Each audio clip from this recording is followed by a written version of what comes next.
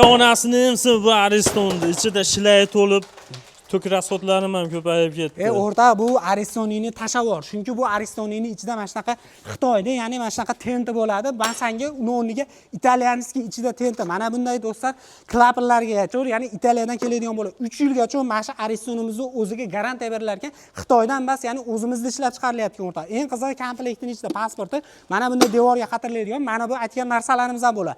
Narxiga keladigan bo'lsak, suv tekin narxi 30 litrlik narxi 850 ming so'm bo'lsa, 50 litrlik narxiga keladigan bo'lsak 950 ming so'm bo'ladi. 80 litrligiga keladigan bo'lsak 1 million so'm, 100 litrligiga keladigan bo'lsak 1 million 100 ming so'm bo'ladi. Bu aytilayotgan narxlar donaga bo'ladi, xohlagan svetingizni qilib berishaveradi. Men olib sotib foydalanmoqchiman masalan. Bundan ham arzonroq qilib berishar ekan. Eng qizig'i biz Primo ishlab chiqarish zavodida turibmiz. Farg'ona viloyat Marg'ilon, ya'ni Kristal Ariston zavodida turibmiz. Ushbu ya'ni mana shunaqa Aristondan aziyat chekayotgan do'stingizga bu video jo'natib qo'ying. Eng arzon narxlarda xarid qilmoqchi bo'lsangiz, pastdagi nomerlarga aloqaga chiqaverasizlar. Bo'ldi,